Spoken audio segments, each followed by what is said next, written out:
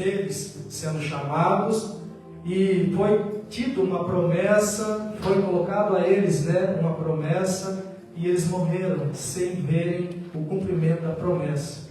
Mas falaram, mas profetizaram, mas anunciaram.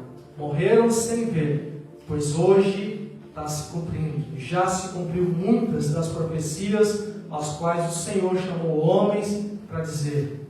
E muitas irão se cumprir, pois a palavra de Deus é viva. A palavra de Deus não morre. A palavra de Deus vai voltar para ele, sim, só depois de cumprir aquilo pelo qual ele determinou. Então glorifique a Deus, adore o Senhor, seja mesmo este que possa bater no peito e falar assim: agora é minha vez, agora eu vou continuar este chamamento que o Senhor tem à sua igreja. Amém? Glória a Deus. Irmãos, vamos continuar então nosso estudo na carta de Paulo à igreja de Corinto, e aqui nós finalizamos o capítulo 7, vamos iniciar o capítulo 8, então nós iniciamos nesse capítulo 8, nessa divisão que temos na Bíblia, de capítulos e versículos, uma outra seção. Se a gente fosse falar assim, a carta de Paulo aos Coríntios, lembrando daquilo que nós já vimos como panorama, desde que nós começamos esse estudo, e hoje foi falado mais um pouco. Nós temos aqui, irmãos, nas duas cartas, e que estão na palavra, mas como já foi dito também, na outra carta que Paulo pôde estar escrevendo, esta aqui é o que nós podemos dizer, um manual de teologia pastoral. Paulo aqui mostrando como pastorear, como servir a Deus em amor, pastoreando, não maltratando as ovelhas, mas exortando sim, corrigindo quando necessário, mas trazendo a luz deste povo. E esta palavra é para nós hoje, irmãos, para que nós venhamos entender quem Deus é e quem nós somos. Pois as leis que foram escritas, as leis mosaicas, elas não vão aperfeiçoar e não vão salvar ninguém. Elas vão mostrar quem nós somos. A lei é como se fosse um espelho, para a gente colocar de frente ao espelho e ver as nossas imperfeições, para daí corrigir. As mulheres dão uma melhorada na sua beleza, melhorar um pouco mais, e os homens olhando no espelho para dar uma gabaritada naquilo que pode melhorar também. Então a lei serve para isso, para mostrar. Mas Jesus, irmãos, e aqui nós vemos o ensinamento de Jesus, passado ao seu povo, passado aos apóstolos, depois esse mesmo Jesus se manifestando a Paulo, chamando Paulo então para o compromisso de levar, continuar levando a palavra do Senhor. Esses ensinamentos, aquilo que vem do alto, é o que faz cada um de nós entendermos: Deus, qual é a minha missão? Para que eu vim aqui nessa terra? Qual o propósito que eu tenho aqui neste planeta, nesta vida que é breve, comparado com a sua eternidade? Então Deus quer nos revelar, e por isso nós temos esses ensinamentos. Então, nesse manual de teologia pastoral, nós vemos aqui Paulo dando ênfase nos desafios que a igreja de Corinto enfrentava, e nós podemos então passar, como o irmão Valdair teve que estar falando também, a palavra de Deus para a gente contextualizar para nós também os desafios que nós temos no século 21, os desafios da igreja contemporânea, um povo nesse momento, os nossos conterrâneos, os nossos patrícios também, mas este povo que anda nos caminhos do Senhor, que frequentam esta casa, que fazem parte desse corpo. É necessário um convívio, é necessário um entrosamento, é necessário com que o amor de Deus esteja sobre nós e possamos estar demonstrando este amor. E aqui, este capítulo 8 inicia então com este versículo 1, eu quero aqui mencionar só o versículo 1 e a gente continuar o nosso estudo. No que se refere às coisas sacrificadas a ídolos, reconhecemos que todos somos senhores do saber. O saber ensoberbece, mas o amor edifica. Aqui, irmão, nós temos então uma declaração de Paulo já respondendo aquilo que o próprio povo já havia perguntado a eles, né? Com respeito a coisas sacrificadas a ídolos. Aí ele coloca um ponto ali, já entra como se fosse um spoiler, né? O João deu bastante spoiler daquilo que a gente vai estar estudando hoje. Aquilo que Paulo ia deixar como ênfase total. Eu creio que a gente pode usar todos esses ensinamentos que Paulo trouxe à igreja de Corinto numa só palavra: amor. Amor.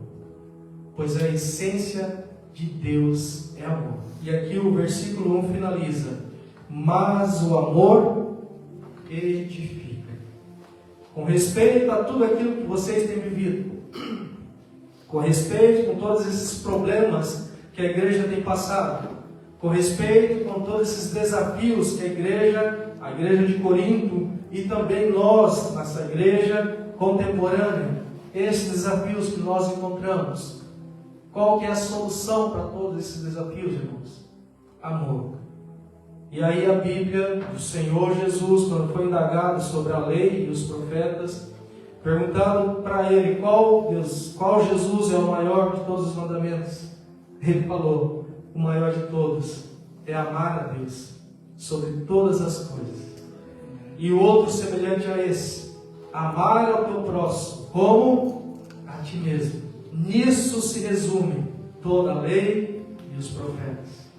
O resumo de tudo isso que nós aprendemos, irmãos, através da palavra de Deus, é amor. E aí o capítulo 13 de Coríntios, como também já foi dado spoiler aqui, fala sobre a essência do amor. Então eu quero discorrer aqui com os irmãos algumas coisas relacionadas a esse capítulo 8.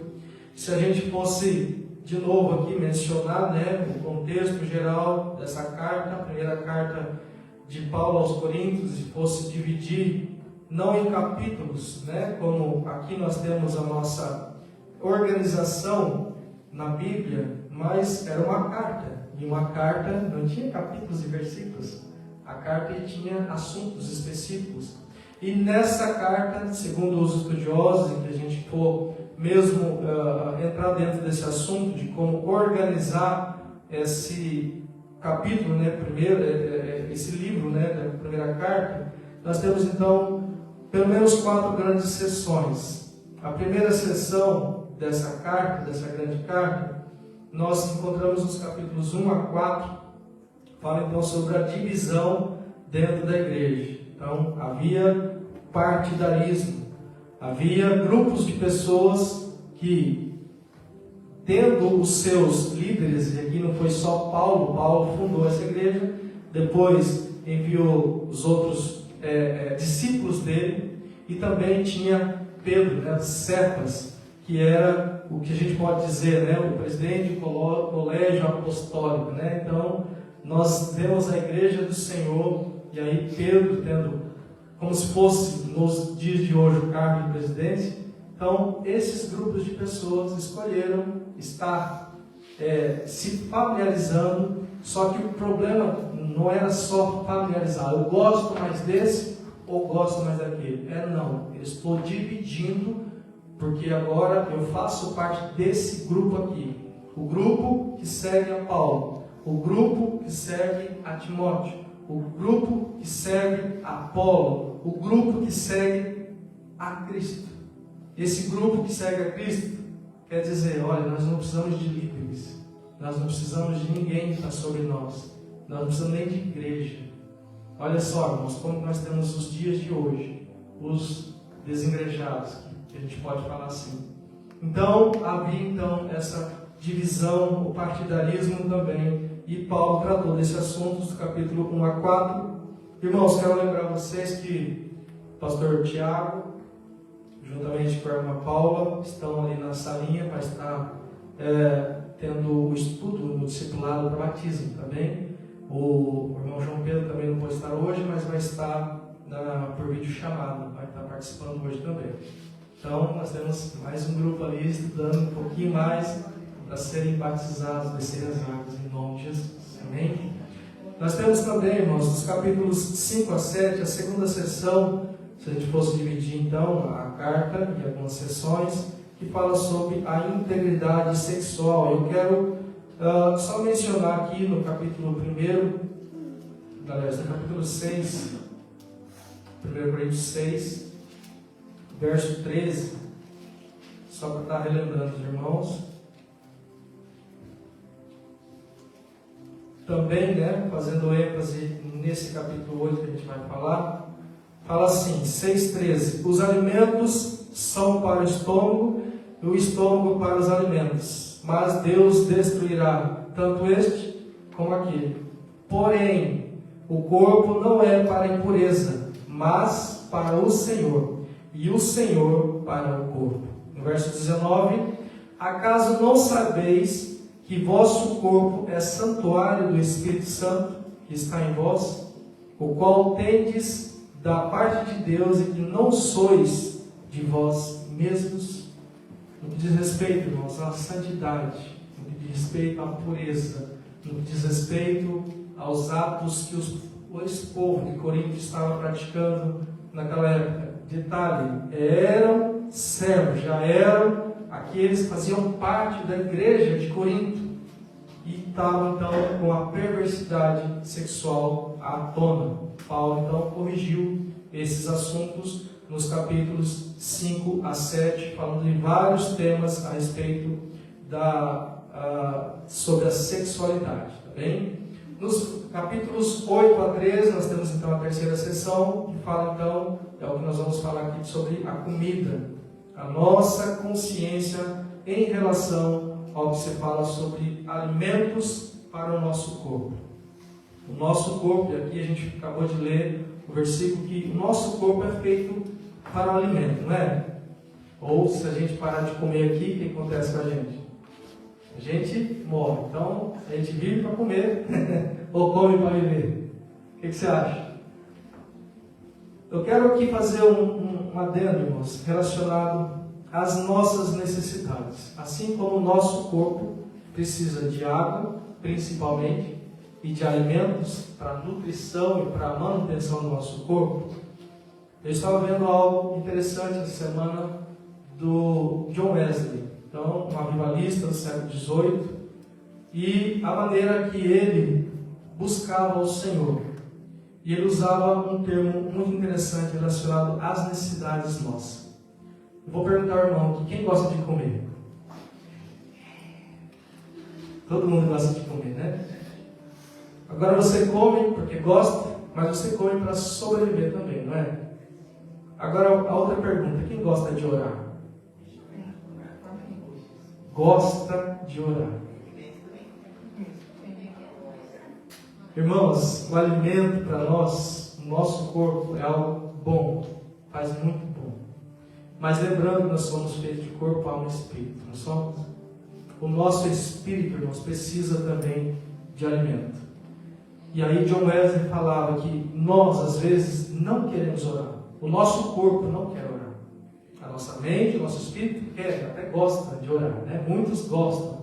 Eu creio que vocês foram sinceros aqui hoje, viu? Espero que vocês estejam sendo sinceros, de que gostam de orar.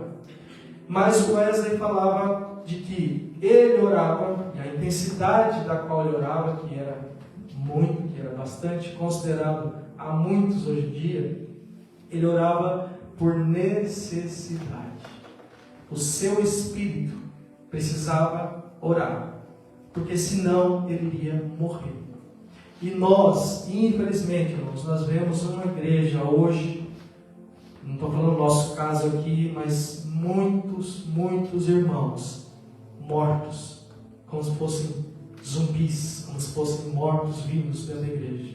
O seu corpo, nutrido, está bem, está bonito, por fora, aquela casca está bonito, mas por dentro estão mortos, espiritualmente mortos. E vem à casa de Deus para estar apenas cumprindo tabela, vai estar apenas se mostrando, né, ou batendo ponto lá para o pastor, mas não vem à casa de Deus com a necessidade de alimentar o seu espírito, de glorificar a Deus, de entender que há algo maior, além do alimento para o corpo. Porque, Paulo acabou de falar, vai morrer tanto um quanto o outro. Vão morrer. O alimento vai se acabar, o corpo vai se acabar. Só que o que prevalece, irmãos? O nosso espírito. Se eu não alimentar o meu espírito, se eu não usar a oração como alimento diário, irmãos, não é orar 5 minutos. Irmãos, não é estar separando os últimos momentos da noite, deitado na sua cama já cansado para você começar a orar e já dorme. Não é isso. A oração é como muitos nutricionistas falam, né? O de jejum é uma das refeições mais importantes para o nosso corpo. Você acorda de manhã e faz ali um pequeno almoço bem caprichado, para você despertar o seu corpo, para o seu corpo estar aproveitando melhor os nutrientes, o que muita gente não faz, né? E a oração, menos ainda. A oração pela manhã, a oração como de jejum do seu espírito. A sua primícia ao Senhor em oração. Irmãos, isso é importante. É importante, porque aqui fala nesse capítulo 8 de alimento e alimento físico. Vamos falar um pouquinho sobre a importância, né, do alimento físico, comparando então, ou fazendo menção ao que diz respeito ao espiritual. Porque tudo que fazemos aqui nessa terra tem validade também no espiritual. Tanto é, irmãos, que nós vivemos aqui nessa terra, e eu quero aqui mencionar de novo o que o pastor Tiago já disse. Nossas atitudes aqui nessa terra, aquilo que fazemos aqui nessa terra, tem peso eterno. Se você não busca hoje, se você não está sedento, não está com fome, com sede, com vontade de buscar ao Senhor, um dia o Senhor Jesus vem e esse dia vai ser repentino.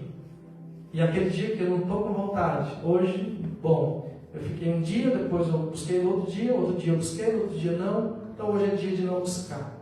Aquele dia, Jesus pode vir. Ai daquele que cair nas mãos do Deus vivo. E o Senhor quer nos alertar. E aqui Paulo, irmãos, está simplesmente tratando com a igreja de Cristo, porque Paulo amava, o amor a essas almas era tão grande que ele abdicava de muitas coisas dele mesmo, mas está levando a palavra, o amor de Deus a este povo. Então, versos nos capítulos 11 e 14, só para a gente fazer mais um spoiler aqui, como estamos sempre falando, temos a quarta sessão, que fala então do encontro semanal, ou seja, os cultos, né, que eram realizados e a ordem que era necessária haver nos cultos. E, se a gente pode dizer assim, na última sessão dessa carta fala sobre a ressurreição dos que estarão morrendo. A ressurreição de Jesus e a ressurreição daqueles que já morreram. E se nós, né, até a vinda de Cristo, morrermos, também o que vai acontecer conosco, que é o capítulo 15 e o 16, fala da saudação final. Amém? Então vamos voltar aqui ao verso 1, que nós falamos um pouquinho sobre esta condição para o homem de comer as coisas e coisas que aqui ele menciona sacrificada a ídolos. Ele inicia então, irmãos, falando sobre o saber. O saber ensoberbece. O que é ensoberbece? A soberba, o orgulho. Uma pessoa, quando tem muito conhecimento, e aqui estou falando de conhecimento das coisas dessa terra, a pessoa começa a ter um orgulho, ela começa a ter uma soberba. Paulo aqui está mencionando um povo que conhecia de muitas coisas. Paulo aqui está falando de um povo que sabia do que era certo, do que era errado. Paulo também está falando de um povo que tinha discernimento daquilo que estavam fazendo. Então sabiam que se comendo essas comidas sacrificadas a ídolos não ia fazer mal para eles. Então eles tinham então essa sabedoria. Porque quando nós entendemos de Deus que as coisas que nós fazemos ao Senhor e as coisas que são concernentes a Deus são para glorificar Ele, e as coisas deste mundo, como a comida e as coisas deste mundo, não tem tanta importância assim, porque vão perecer, vão morrer, esse povo sabia disso. Mas o problema não era só saber, o problema é que eles tinham uma soberba.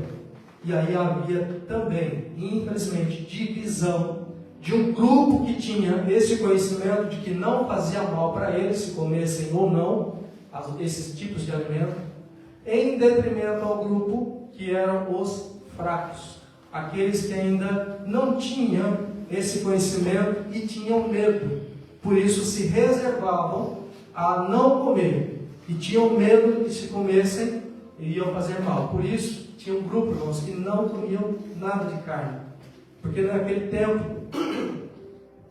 tempo havia muitos templos, muitos sacrifícios sendo oferecidos.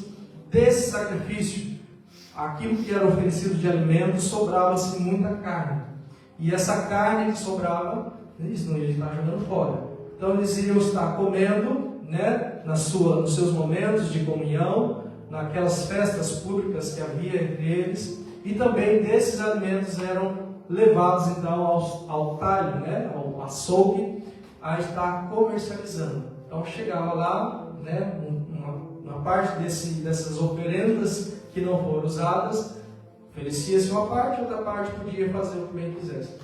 Não comia naquele momento, levava, vendia-se lá. Então existia um comércio também que oferecia então, vendia-se essas carnes. Com medo então, esse povo que eram os fracos, de que poderia ser carne que foi oferecida em rituais pagãos, não comiam nada.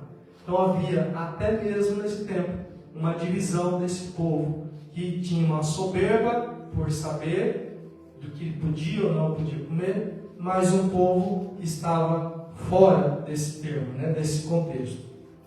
Então, esse saber, eu quero mencionar com os irmãos, aqui uma situação muito interessante. O saber. Quando se fala em saber e fala sobre conhecimento das coisas concernentes ao homem, a gente fala muito sobre filosofia, Fala sobre filosofia e a ciência sendo multiplicada. Hoje temos tantas situações de eu pego no telefone, eu pergunto lá ao telefone e ele me responde. Então hoje todo mundo é doutor em todas as coisas, Então existe até uma frase que eu costumo usar, de médico e louco todo mundo tem um pouco, Então eu aumento um pouquinho mais essa frase, de médico, louco e mecânico todo mundo tem um pouco, todo mundo quer saber, todo mundo quer opinar sobre qualquer coisa. Então é política, é medicina, é mecânica e tantos assuntos, todo mundo está sabendo de tudo. Só que esse saber nos soberbece. Esse saber demais, para Deus, irmãos, o que é para Deus? Nós vamos estar lendo aqui. Calma lá. Só que eu quero agora falar com os irmãos sobre uma sabedoria que vem do alto. Aí sim, uma sabedoria que vem do Senhor. Nós temos em Deus esta delícia, se a gente pode assim dizer, de conhecer as coisas concernentes a Deus. Aqui o João comentando, fazendo esse comentário, irmãos, é tão gostoso quando a gente pega a palavra, a gente começa a estudar a palavra, e aquele conhecimento só da letra passa a ser vivo em nós. É o que nós chamamos de revelação. Quando você lê a Bíblia como apenas um livro, a gente não tem efeito nenhum. Irmãos, mas quando a gente tem a palavra, a gente começa a ler a palavra do Senhor, a gente começa a sentir algo diferente em nós, a gente começa a chorar lendo isso, a gente começa a viver aquilo que aqueles homens viviam, sentir na pele aquilo que aqueles homens viviam. Isso é revelação, irmãos. E essa revelação, essa sabedoria, daquilo que é a luz para os nossos caminhos aqui nessa terra, poucos têm. Por que poucos têm, irmãos? Porque nem todos buscam. Pouquíssimos buscam. E o Senhor, Ele quer trazer essa revelação. Paulo foi um desses, irmãos, que foi agraciado por Deus com essa sabedoria. Assim como Salomão, quando esteve orando e buscando ao Senhor uma direção de como está cuidando, de como está reinando sobre uma nação inteira, Deus falou para ele: pede o que você quer. E aí Salomão pôde dizer: Senhor, eu tenho agora um povo a estar governando, me dê sabedoria apenas, que eu possa conduzir com a sabedoria que vem do Senhor. E Deus foi tão grande, tão maravilhoso, que Ele falou assim para Salomão: além da sabedoria que vou te dar, e foi o homem que pisou nessa terra mais sábio, que viveu nesse mundo, e este recebeu também riqueza, honra, glória. Deus deu um plus para ele, mas ele pediu aquilo que era necessário. Ele pediu algo que era necessidade, e não aquilo que era para esbanjar. Olha só, a palavra do Senhor fala sobre isso. Não fala? Vocês pedem, mas não recebem. Por quê? Pedem mal, para esbanjar em seus próprios prazeres. O Senhor quer nos dar algo, irmãos, mas algo que seja necessário. Para quem? Para mim? Não, o Senhor quer me dar algo que eu possa ser útil a esta terra, útil a este mundo, assim como Paulo foi e Paulo recebeu.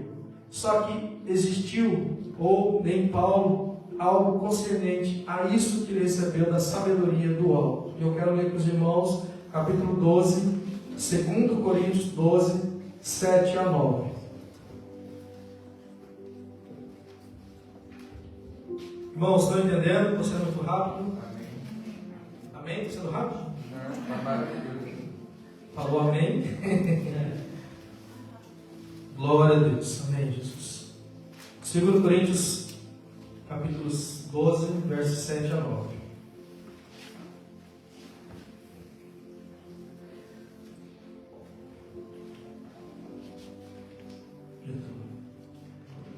Perdão.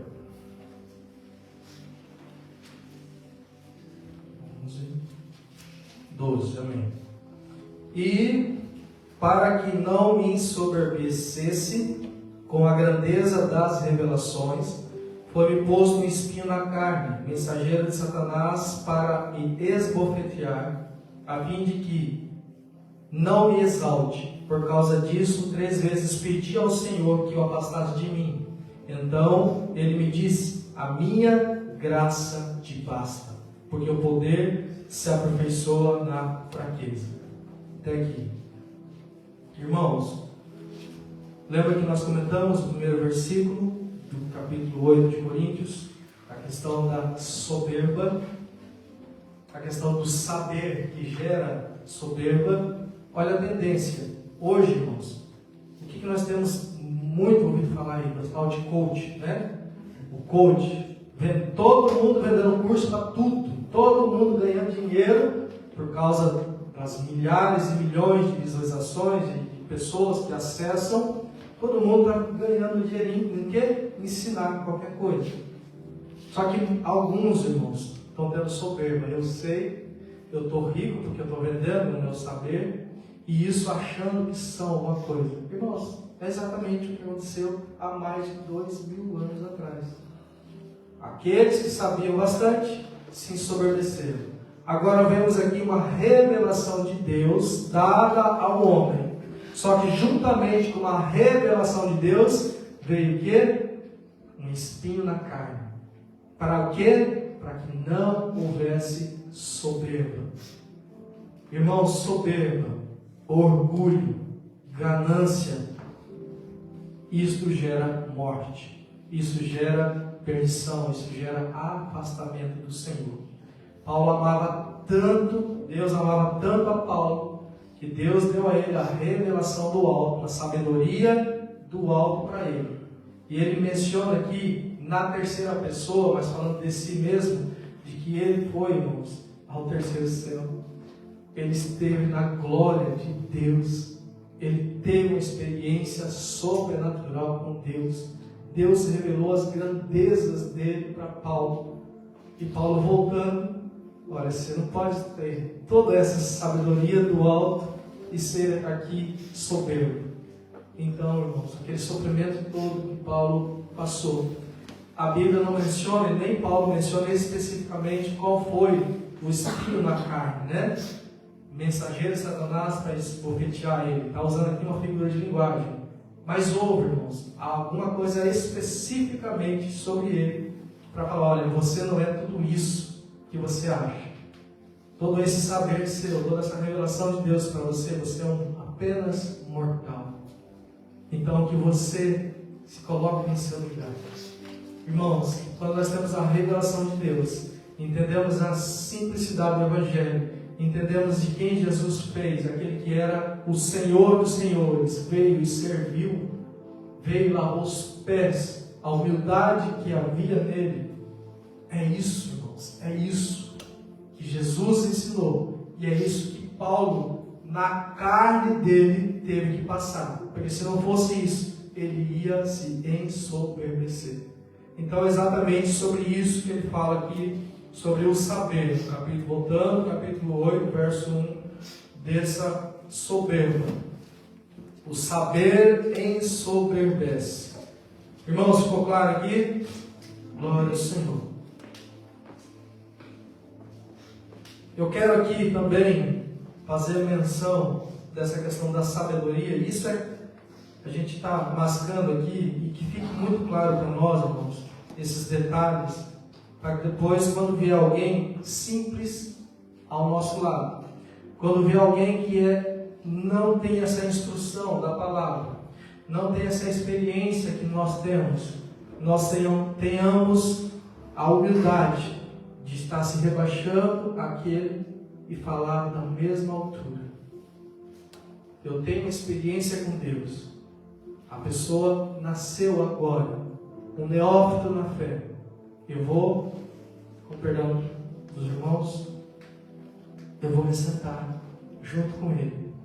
Vem cá, quero explicar algo de Deus para você, da maneira que você possa compreender. E é assim que Deus quer que nós façamos, irmãos. Desça, sente, abaixe, se coloque no seu lugar. E o Senhor quer te usar, o Senhor vai te usar, em nome de Jesus. Então, Paulo menciona mais algumas vezes na própria carta aqui de Corinto, e aqui no capítulo 1, verso 18 a 20, eu quero voltar com os irmãos.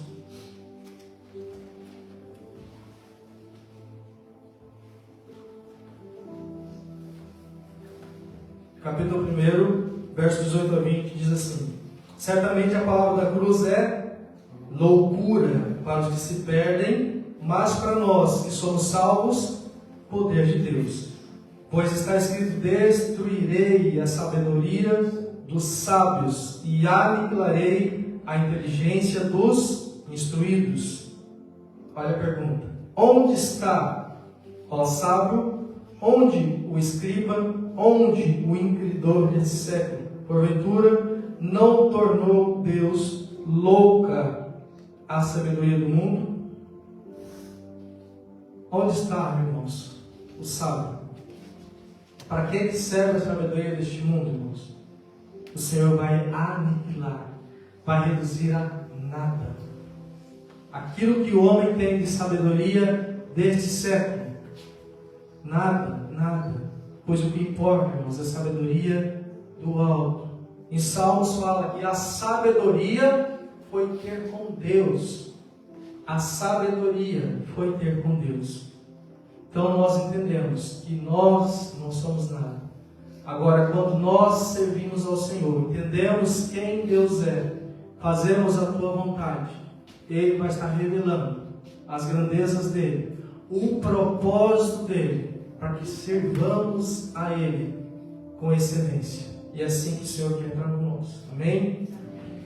Capítulo 2, capítulo 1, 2 e 3. Paulo menciona sobre sabedoria. Agora no versos 6 a 8 do capítulo 2.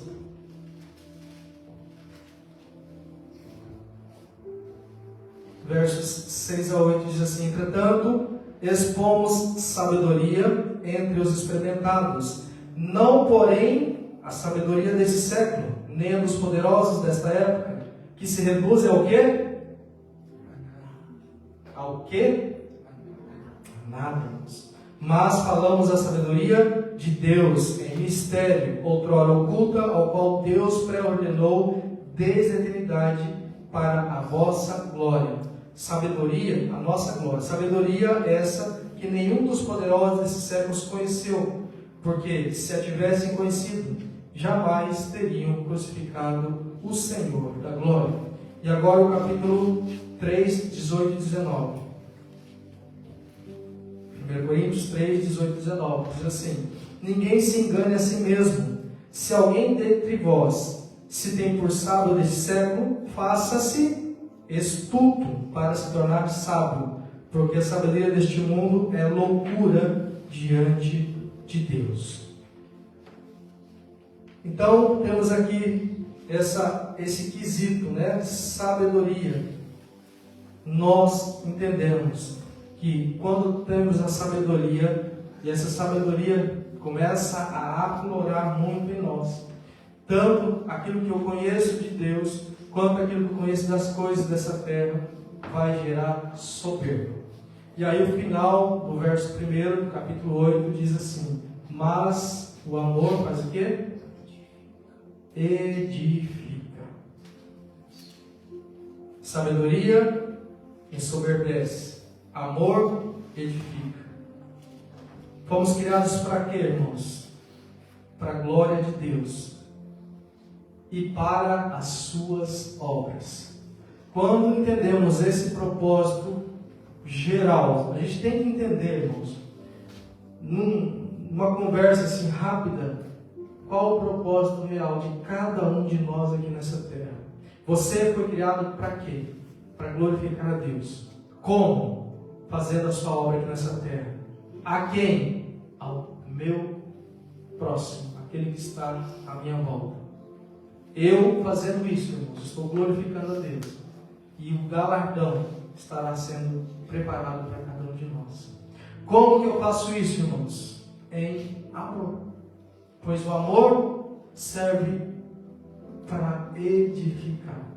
Somos feitos, e aqui como o pastor Elianai pode dizer, somos como aquelas pedras fundamentadas na pedra angular, construindo um grande edifício, a igreja de Deus aqui nessa terra.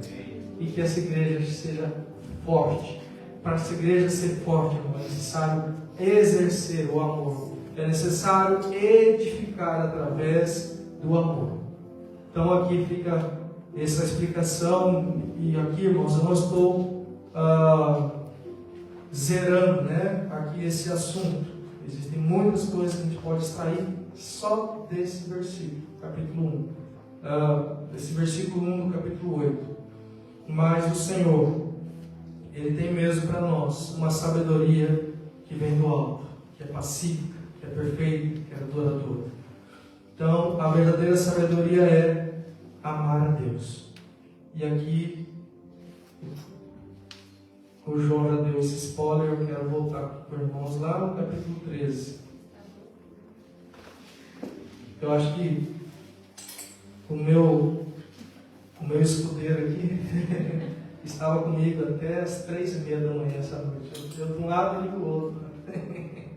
Irmãos, é tão bom, irmãos, é tão bom. Comecei era por volta das 10 horas e até as 3 da manhã. E eu não tinha sono. E eu podia continuar. Só que teve meus pés, começou a gelar de um jeito. Começou a doer tudo. Falei, tá bom, Jesus, eu vou deitar que meu corpo não aguenta mais. Mas meu Deus é bom demais.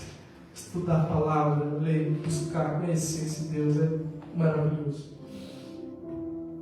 Então, lá em 1 Coríntios 13, né, 1 e 2, eu quero fazer aqui menção desse capítulo 8, né? Ainda que eu fale a língua dos homens e dos anjos, se não tiver amor, serei como bronze que soa, ou símbolo que retine. Ainda que eu tenha o dom de profetizar. E aqui interessante, ó, e conheça todos os mistérios e toda a ciência, ainda que eu tenha tamanho pé ao ponto de transportar os montes, se não tiver amor, nada serei. Nada, irmãos, nada. Então, tudo que eu possa adquirir, e aqui é bom, eu quero aqui agora fazer uma menção de que nós, fazendo a vontade de Deus, cumprindo o propósito dele, glorificando ao Senhor, Ele nos fornece ferramentas. Todas essas aqui que foi falado aqui, esse capítulo 13, né, até agora, e tem muitas mais, são ferramentas. Deus te dá, irmãos. Deus te dá muitas ferramentas. Aqui eu sou mecânico e eu gosto de ferramentas. Quando você tem um monte de ferramentas para trabalhar, o seu serviço rende. Agora há pouco o pastor Jesus me ajudou a tirar algumas ferramentas do meu carro. Duas caixas cheias de ferramentas, mais uma bateria, que amanhã eu vou viajar. Estava lá fazendo peso. Gente, mas é bom, você ter ferramenta resolve. Então, Deus nos dá ferramentas. A sabedoria é uma das ferramentas que Deus nos dá. Só que olha o problema disso. Se eu não sei utilizar corretamente, eu vou me ensoberbecer. E se eu não tiver amor para usar essa ferramenta que Deus me deu, de nada vai. Toda ferramenta que eu tiver sem amor, de nada vai. Amém? Aleluia. Glória ao Senhor. Verso 4, mas agora eu vou mandar aqui. Olha o que Salomão falou, antes de entrar no verso 4. Salomão, o homem mais sábio que viveu nessa terra, no final da sua vida, ele disse: tudo é vaidade. Tudo é vaidade. Ele teve muita sabedoria, aplicou essa sabedoria, muito bem aplicada. Mas no final da vida dele, dessa sabedoria que ele teve toda, dessa riqueza que ele teve toda, ele usou mal. Usou mal, ensoberbeceu. E o final da vida dele é vaidade. Porque se a gente não sabe usar aquilo que Deus tem nos dado, o Senhor vai estar depois, irmãos, cobrando por cada um de nós. Então, que sejamos estes que utilizem bem as ferramentas para quê? Para a glória dele. Porque Salomão, através desse poder todo que ele tinha, ele começou a adorar os deuses das esposas dele. Olha só que terrível. Mais de 1000 mulheres, né? E essas mulheres tinham seus ídolos. E eu vou falar aqui agora. Essas mulheres, ele juntando com elas, ele começou então a debandar, começou a abandonar o Deus Todo-Poderoso e adorar outros deuses, os deuses das suas mulheres e concubinas. Verso 4 então. O ídolo em si mesmo nada é. Eu quero ler com os irmãos. No tocante à comida sacrificada aos ídolos, sabemos que o ídolo de si mesmo nada é no mundo e que não há senão um só Deus. Irmãos, vamos falar da comida daqui a pouquinho, mas eu quero falar agora de ídolo. Vocês me entendem aqui? Vocês me acompanham? Quando nós falamos aqui ídolo, que o ídolo de si mesmo não é nada no mundo e que não há senão um só Deus.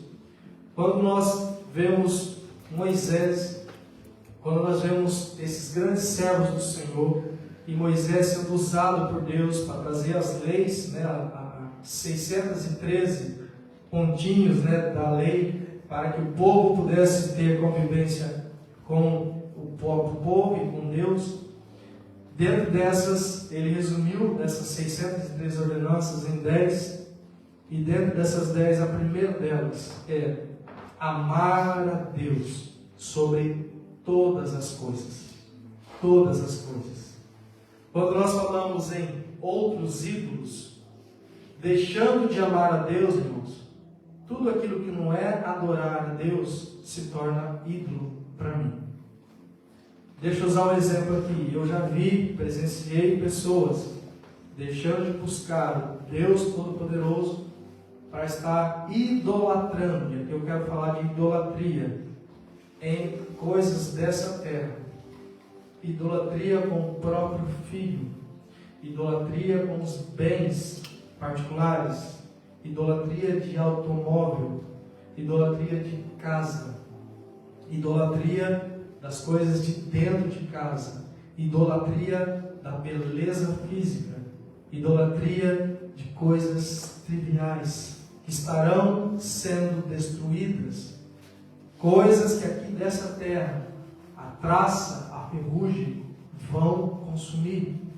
Idolatria a tal certo ponto, irmãos, que a pessoa tem lá o seu closet, tá chique, né? O seu closet, e lá dentro daquele closet, um altarzinho lá, com um ídolo pessoal dele, dentro do seu closet. A minha mãe, se estiver vendo, bênção de Deus, minha mãe também se converteu ao Evangelho em 93, no mesmo ano que nós nos convertemos, foi nossa família.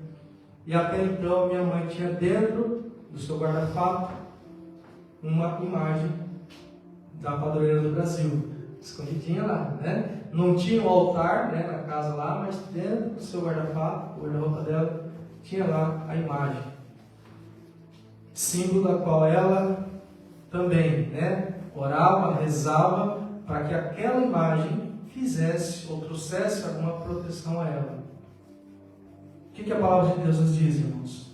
De quando Jesus morreu, lá na cruz do Calvário, o véu foi rasgado de alto a baixo, não havia mais necessidades de que houvesse alguém fazendo intercessão àquelas pessoas. Jesus inaugurou um novo tempo. Esse novo tempo tenho acesso a Deus através do quê? Meu joelhinho no chão. Através da minha oração. Nós temos acesso ao Senhor. E quem que é o nosso intercessor hoje, irmãos? Aquele que morreu, ressuscitou e está agora à destra de Deus, advogando por mim e por você, intercedendo por mim e por você. Não existe ninguém que possa me intermediar na minha oração. Posso orar diretamente ao Senhor. Irmãos, isso é um dogma, isso não é uma doutrina que nós devemos estar tendo bem claro para nós, mas que temos a singeleza, a simplicidade de explicar àqueles que não conhecem. Porque se eu sei, né, para mim mesmo, amém, você já entendeu. Mas aquele que não sabe, você vai desprezar porque não sabe que está fazendo aquela prática. Eu estou fazendo igualzinho o que esse povo de Corinto fez. Está tendo ídolos, a pessoa tem lá seu ídolo, e você vai desprezá-la porque ela tem outra prática religiosa diferente da tua. E qual que é a minha missão? Eu falar, meu Deus me transformou, me trouxe uma revelação do alto, me mudou a minha vida, a minha história, e eu quero apresentar este que mudou até mesmo a história da humanidade em duas eras, antes e depois de Jesus Cristo. Apresente, irmão, dessa forma, é tão simples. Mas às vezes o medo nos bloqueia, às vezes essa discriminação religiosa também nos impede que possamos isso. Não seja esse que faz igual aos outros, seja diferente. Seja luz para brilhar nessa terra, seja sal para dar sabor a essa terra. E essa terra que você está, Portugal, precisa dessa verdade. Amém? Amém. Glória ao Senhor. Então, há somente um Deus, um só Senhor. Nós temos o nosso Deus nos céus. Quando nós falamos Senhor, é necessário que entendamos. Se eu falo Senhor, eu sou servo. Se há um Senhor, há os seus servos. Há um só Deus e um só Senhor, Jesus Cristo, ao qual eu agora estou nessa condição de livre, liberto do quê? Do pecado, lógico. Mas eu estou livre para fazer qualquer coisa? Não. Eu sou livre para ser servo, entendeu? Entendeu? Eu sou livre para ser escravo. De quem? De Cristo, servo do Senhor, mas com alegria, pois eu estou livre para fazer aquilo que Ele me chamou para fazer. Amém? Amém. Agora, eu quero mencionar com os irmãos desse tema, a comida, mas eu quero, como eu já falei aqui, de que Jesus veio inaugurar um novo tempo, né? Jesus morreu, existia então um povo que servia a Deus, e esse povo era o povo que Deus escolheu especificamente para ser representante dele nessa terra, e era o povo de Israel. E esse povo, o povo judeu, então, tinha então essa tradição de estar servindo a Deus, cumprindo as ordenanças que o próprio Deus instituiu através das leis mosaicas. Então havia muitos rituais que eles seguiam. Jesus veio e quebrou então esses rituais, essas leis, não desfazendo a lei e não anulando a lei, mas agora fazendo uma nova interpretação dessa lei. E às vezes muitos pensam, não, Jesus veio agora para relaxar um pouquinho, para a lei ficar mais fácil de cumprir. Não. Jesus veio então para dizer, a lei serve para mostrar quem nós somos, né? O pecado, revelar o pecado que nós estamos cometendo, para que eu agora possa tomar a minha atitude. Porque a lei só condenava. E agora veio a graça de Jesus que nos justificou. E agora eu não sou escravo do pecado, não sou escravo agora da velha criatura. Sou um novo servo em Senhor. Então, Paulo veio agora, irmãos, trazer uma nova doutrina para um povo misto. Quem era esse povo?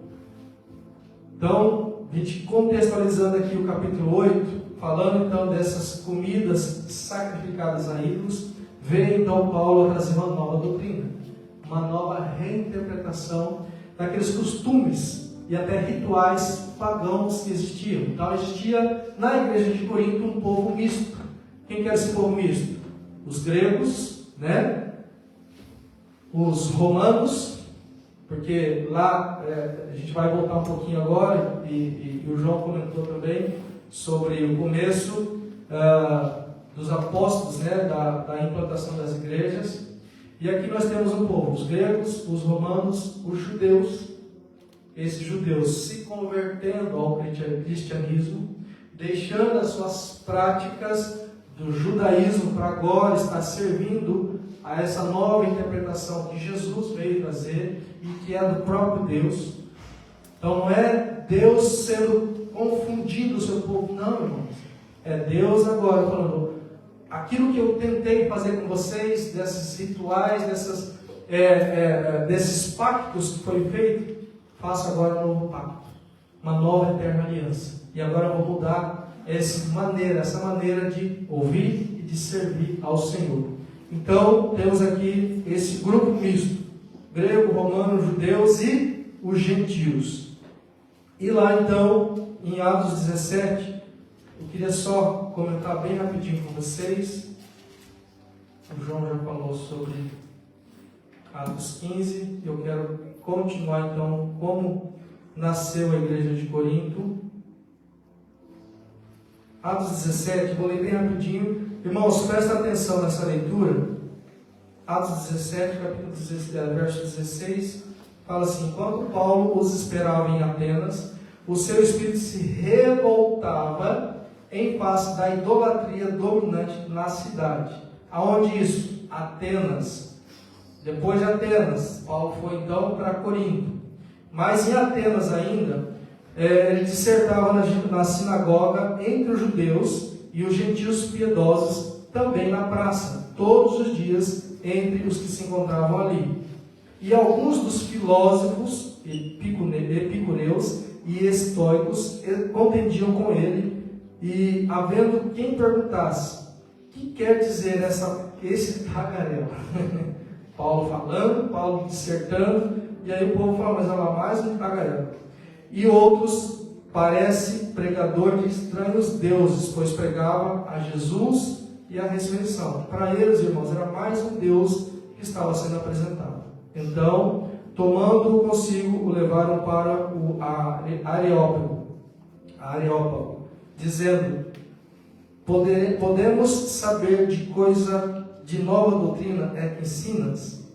E aí Paulo, tendo essa oportunidade, irmãos, esteve então falando desse Jesus.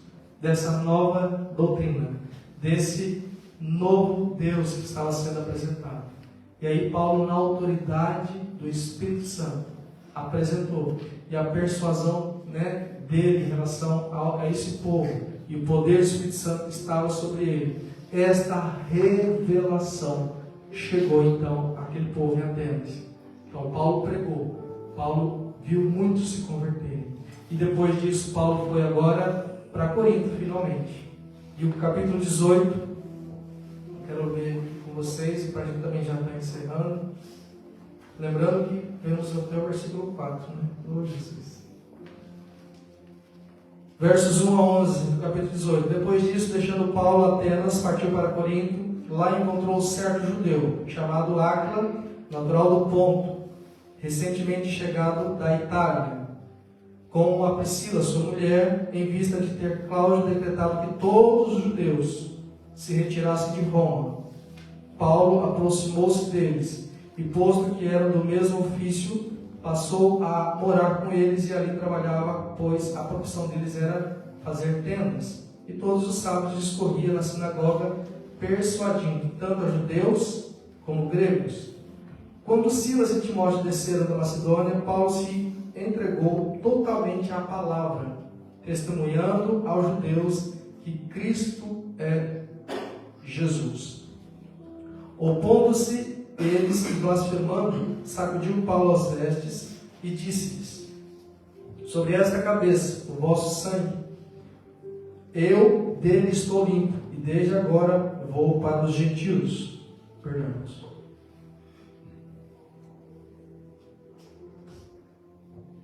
Saindo dali, entrou na casa de um homem chamado Tício, justo, que era temente a Deus. A casa era contígua à sinagoga. Mas Crispo, o principal da sinagoga, creu no Senhor com toda a sua casa. E também muitos dos coríntios, ouvindo, criam e eram batizados. Teve Paulo durante a noite uma visão, em que o Senhor lhe disse: não temas, pelo contrário, fala e não te cales, porquanto eu estou contigo, e ninguém ousará fazer-te mal, pois tenho muito povo nessa cidade. E ali permaneceu 1 ano e 6 meses, ensinando entre eles a palavra de Deus. Não temas, não temas, não temas, não temas. É isso que o Senhor tem me chamado a fazer. Muitas oportunidade para que saiamos dessas quatro paredes e não venhamos a temer de falar desse amor. Quem vai fazer isso? Amém. Coloque de pé. Irmãos, foi inaugurado um novo templo há mais de 2000 anos atrás. E de lá para cá não cessou, a igreja não parou, perseguições aconteceram. Tanto é que lá em Roma, todos os judeus foram expulsos. Houve uma grande dispersão. E esses judeus agora, os seus rituais, aquilo que eles faziam, chegou então a palavra de Cristo. E esses judeus se converteram. E esses judeus levaram a palavra do Senhor e continuam. E assim agora nós temos essa oportunidade. Por isso que eu falei com vocês no começo. Agora eu vou continuar. Agora, como eu estou vivo, você e eu estamos vivos, nós vamos dar continuidade. Então, não se cale. O Senhor, Ele vai abençoar. As provações virão? Sim, virão. Paulo teve muitas perseguições e até mesmo toda a carreira dele foi sofrida. E ele menciona várias vezes dos sofrimentos que ele passou. Mas ele falava: eu sei em quem tenho crido. Que o Senhor nos dê oportunidade, irmãos, de estar falando desse amor a todos em nome de Jesus. Vamos orar. Oh Deus, Tu és fiel, Senhor, Tu és soberano, Deus que conhece o nosso coração, conheces nossas limitações, conheces, ó Deus, o nosso falar, agir. até mesmo o nosso pensar o Senhor conhece. Que a Tua mão esteja sobre nós, que a unção do Teu Santo Espírito, Senhor, esteja sobre nós, e que na autoridade do nome de Jesus possamos sair e falar deste Teu amor. Possamos fazer, ó Pai, assim como Paulo se expôs ao Evangelho, expôs a sua vida aos perigos deste mundo, mas ele não voltou atrás, ele continuou servindo a Ti, sendo ousado no falar, sendo, Senhor, fiel a Ti no chamamento que o Senhor deu a ele. Por isso, Senhor, o Senhor nos chamou e o Senhor tem nos capacitado através da Tua palavra. E agora possamos, ó Deus, com ousadia, levar também essa Tua palavra aos quatro cantos dessa terra. Usa-nos como igreja do Senhor, como este corpo, Pai, onde o cabeça é Jesus Cristo e que nos dá a direção. Assim seja conosco, Senhor, hoje e para todos sempre, em nome de Jesus. Amém. Aplausos, Senhor, igreja.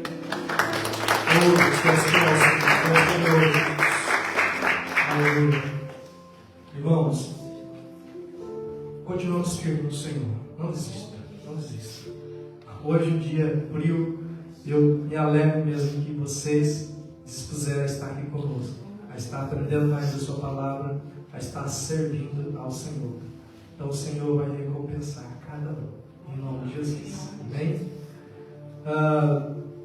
Pedimos oração, irmãos, por alguns que já nos comunicaram da ausência hoje, alguns que estão enfermos. Então continue orando por esses que precisam da nossa intervenção. A nossa oração tem poder, a sua oração tem poder, muito pode, pela súplica do justo, a sua eficácia. Então Deus vai estar trazendo para nós a cura, a restauração, o amor dele. Seja mesmo fiel ao Senhor, em nome de Jesus. Orem por nós também. Amanhã estaremos viajando a Portimão. Lá vai ter a reunião dos pastores, do nosso ministério. E essa reunião, o pastor Ivaldo está presidindo, como sempre, né? São pelo menos 3 ou 4 reuniões durante o ano. São reuniões mesmo convocatórias, né? Que estejamos lá. Então, que o Senhor dê sabedoria ao pastor, as decisões e aquilo que será decidido lá, e que o Senhor proteja cada um de nós e possamos continuar servindo como igreja, como esse corpo bem ajustado, em nome de Jesus. Amém? Domingo, culto de missões.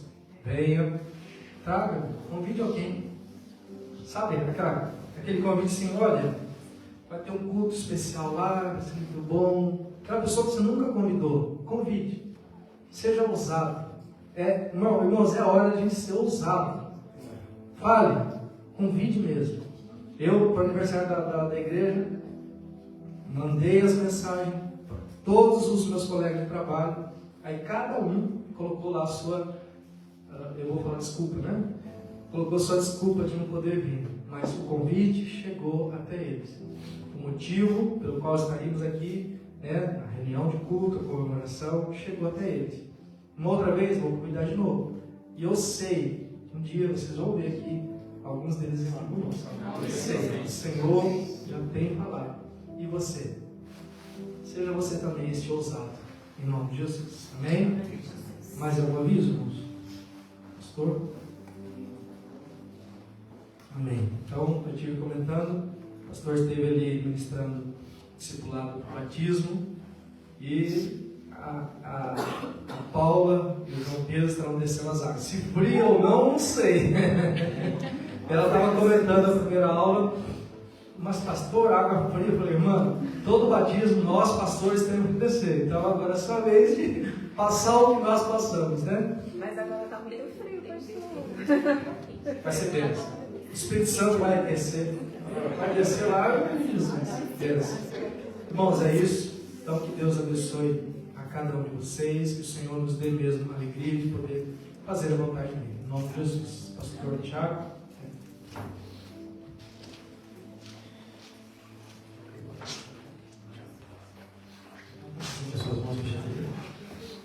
Acho que já deu os recados todos.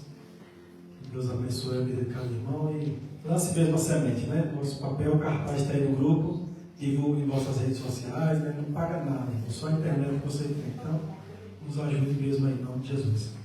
Que a graça do nosso Senhor e Salvador Jesus Cristo, o amor de Deus, nosso Pai, as doces e belas consolações do Espírito Santo, esteja com toda a igreja do Senhor, não só hoje, mas para sempre. Todos dizem? Amém. Maranata. Ora vem, Senhor Jesus. Juntos somos Uma família Glória a feliz.